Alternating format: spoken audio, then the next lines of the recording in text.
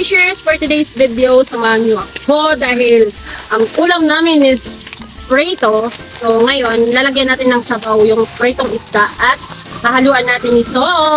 Tadang! Udong. Akala ko sa amin lang tawag udong. Udong din pala tawag nito. Kaya, tara samahan niyo ako mga ka-freshers. Magluluto tayo ng sinabawang pritong isda na may halong udong. So, ayan na mga ka-freshers yung isda. Piniprito ko na. Ayan siya. Ano yun? Ayan na siya. Malapit na siyang maluto. Kaya hantayan na lang natin para magisa na natin at malagyan na natin ng sabaw. Mga ka-freshers, yung ating prito luto na.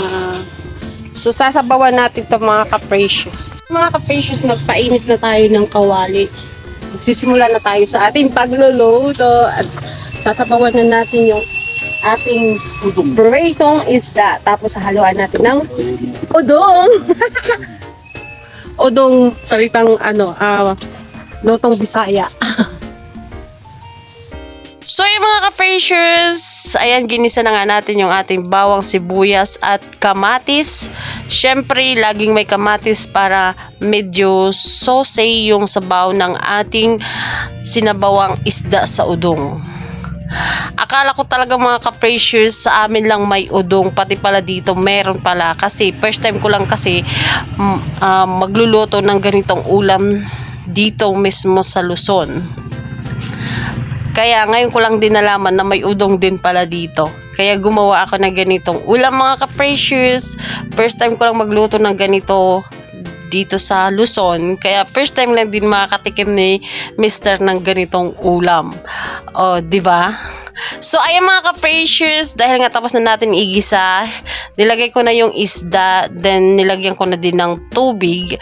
Ang gagawin natin dyan mga ka-freshers is pakukuluin lang natin yan. Pero lalagyan muna natin yan ng pampalasa, asin, and then bitchin, okay na din yan mga ka-freshers. Ganyan yung luto sa province. Pag palagi ng prito-prito yung ulam nyo, tapos nagsawa na kayo sa prito, ayan, yan yung gawin nyo mga ka-precious para may sabaw naman kahit papano. So, sa mga oras nito mga ka-precious ay kumukulo na nga yung ating pritong may sabaw. Ayan na siya. Luto na yan mga ka-precious at kumukulo na siya. Ilalagay na natin dyan yung udong. Ayan yung udong mga ka-precious. Malalaking balot pala yung nabili kong udong dahil mas mahal siya kaysa doon sa nabili namin sa amin. Chering!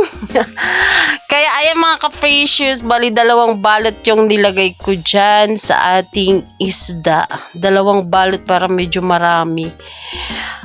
So, ganyan lang kasimple yung ating putahe for today's video mga ka-precious. Kaya kung wala kayong maisip na ibang putahe at puro na lang kayong prito, gawin nyo to mga ka-precious para mayroon kayong madagdag na idea sa inyong mga menu. Charing! So, ayan na yung finished product natin. Luto na ito mga ka-precious. Ganyan lang kasimple yung ating ulam ngayon. O, di ba? Unique! Unique! Unique! Charing! First time lang makakain ni Mr. ng ganito.